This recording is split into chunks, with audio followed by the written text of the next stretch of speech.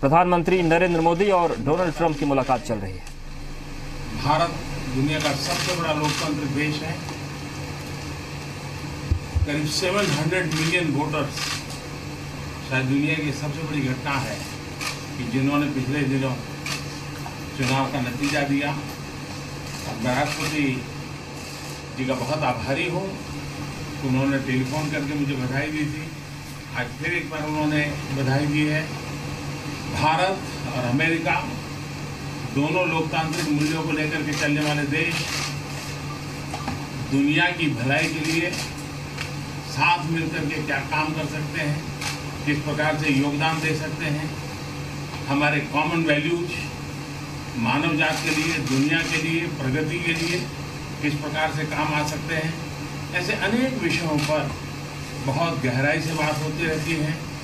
भारत का और अमेरिका का आर्थिक क्षेत्र में, व्यापार के क्षेत्र में लगातार बातचीत हो रही है और कई विषयों में हम अमेरिका के सुझावों का स्वागत करते हैं और मिलजुल करके ट्रेड के क्षेत्र में आगे बढ़ने की दिशा में हम प्रयास कर रहे हैं।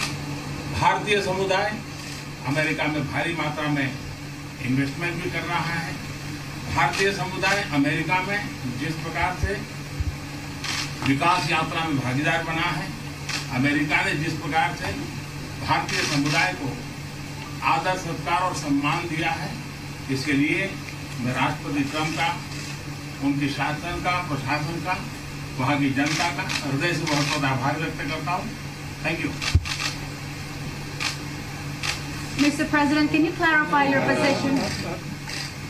Today, I'm meeting my friend and the representative of the oldest democracy in the world, President Trump.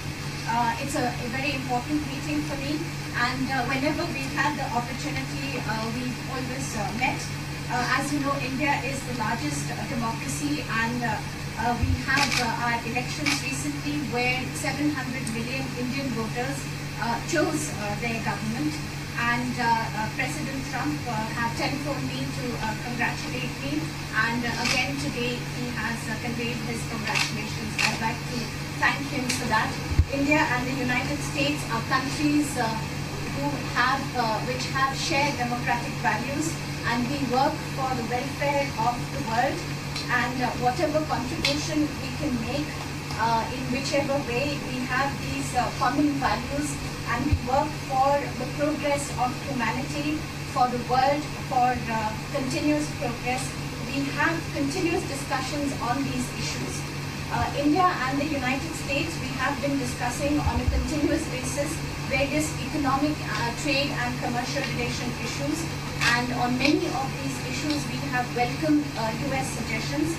Together, we are working in the area of trade. We are making efforts to take this forward. The Indian community in the United States has made substantial investments over the years. They have taken part very actively in the development part of the United States, and the way the United States has showered love and has embraced them as their own.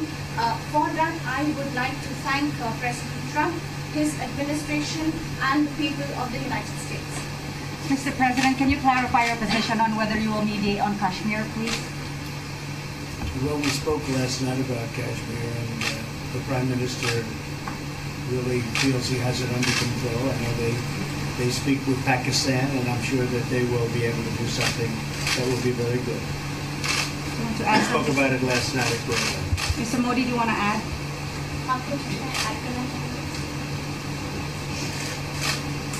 Bharat और पाकिस्तान के बीच कई bilateral issues हैं और पाकिस्तान के प्रधानमंत्री के चुनाव के बाद जब मैंने उनको टेलीफोन किया था, तब मैंने उनसे कहा है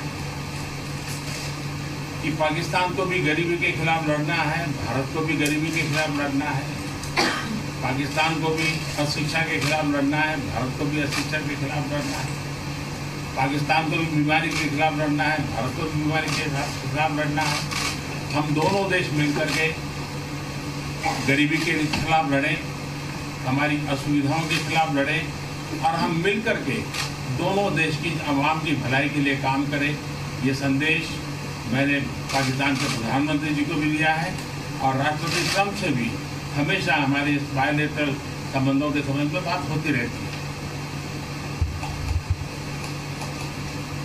Between India and Pakistan, there are many bilateral issues. And after Mr. Imran Khan became the Prime Minister of Pakistan, I called him up to congratulate him, and I told him that Pakistan needs to fight poverty, India too. Pakistan needs to fight illiteracy, India too. Pakistan needs to fight disease, India too. And so together, let us join our forces to fight poverty and all the ills that are facing our two countries. Let us work together for the welfare of the people of our two countries. And this is the message that I keep giving my counterpart in Pakistan. Along with President Trump, we also keep talking about the different bilateral issues between us. Mr. Modi, would you like to have President Trump be involved in negotiating between Pakistan and India? Bharat और पाकिस्तान के सारे issues bilateral हैं और इसलिए हम दुनिया के किसी भी देश को इनके लिए कष्ट नहीं देते हैं और मुझे विश्वास है कि भारत और पाकिस्तान जो 1947 के पहले एक ही थे, हम मिलजुल करके हमारी समस्याओं पर चर्चा भी कर सकते हैं और समाधान भी कर सकते हैं। India and Pakistan have all the issues are of bilateral nature, and we do not want to give pains to any country in the world to in fact try to do anything in this, because these issues are bilateral. And I trust that before 1947, when we were one country, that even afterwards we can find solutions through discussions. Mr. President, is that offer still on the table? I'm here. I have a very good relationship with both gentlemen, and I'm here. If for any reason, but I think they can do it themselves. They've been doing it for a long time. President, the Chinese have said today publicly that it's more low-level calls that have happened, and they're downplaying the significance of the calls the U.S. administration. I don't know what you mean by that. Low level? The vice premier is low level? I don't think so. What's in your mind, low level? What is the position of the gentleman that was quoted in the newspaper today? Right. So the Vice Premier, Leo, came out with a very significant statement, and we've been communicating through intermediaries back and forth with him. He's the Vice Premier of China. Yes, sir, I understand. That's not low level. I understand, I agree. I was just, there was a statement that the spokesman of the Foreign Ministry, for instance, said they weren't aware of the calls happening. I don't know about his So there's been communication going on. at the highest level. Thank you, Mr. At the highest level. Can you clarify the calls? No, I don't want to. We don't want to go into. We don't want to go into. Hey, look, in the meantime, our country is doing great. We're doing great. And the Prime Minister just congratulated me. Everybody that's met has congratulated us on the job we're doing in the United States with our economy. Our economy is phenomenal, best it's ever been. And that's despite the trade deals. And when the trade deals get done, like we did with Japan yesterday, we did a really big, tremendous trade deal with Japan. And we have others coming. We're negotiating now in earnest with the European Union because they want to do that. They want to do that, and I do too. So we have. When we get these deals done, our country will be transformed. I mean, it'll be monetarily transformed. It's such a difference between the horrible, horrible one-sided deals that we had in the past. And frankly, past administrations should be ashamed of themselves for allowing that. But we have many of them. One of them is the USMCA, Mexico-Canada. And hopefully that'll get voted on very quickly. Everybody wants it to happen, so hopefully we can make that a bipartisan bill. But we have many trade deals that are doing very well, and including China. And I think it was necessary to go through this, you would say a rough patch, but I'd say maybe much more than a rough patch. But that's okay, because we've been paid billions and billions of dollars. And you know that prices haven't gone up, and there's been no inflation, and we've put a lot of money in the Treasury, and tens of billions of dollars. And I've given a lot of it to the farmers that were hurt. I've been able to give a lot of money, compliments of China, to the farmers that were hurt, because we gave them 16 billion and we gave them 12 billion the year before. That made them whole. That was the amount of money that China didn't invest in to our farmers, give to our farmers. So the farmers have been amazing, but they're very happy with the job we're doing.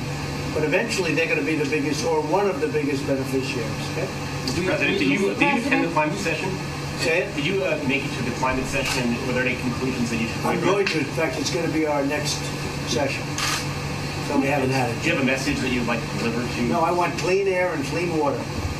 And we're right now having the cleanest air and cleanest water on the planet. But that's what I want. I want absolutely clean air and clean water. Mr. President, just briefly back on China, we saw the comments from you about wanting calm.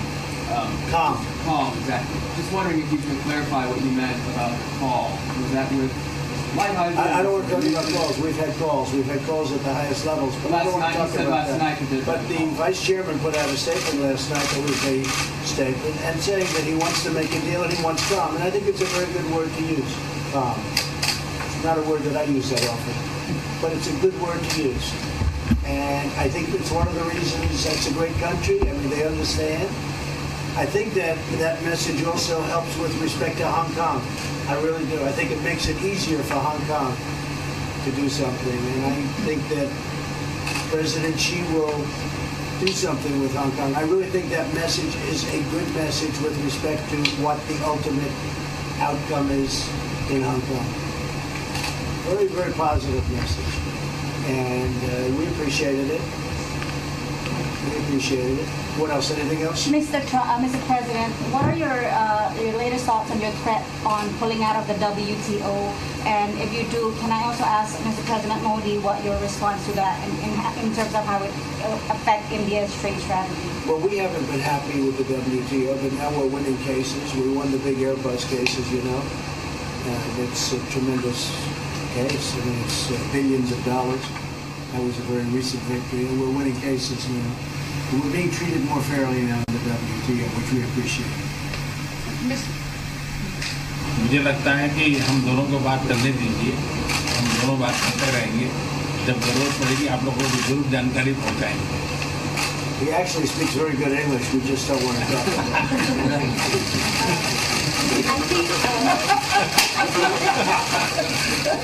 I think that you should let us discuss these things, and when we feel need, we will communicate to you.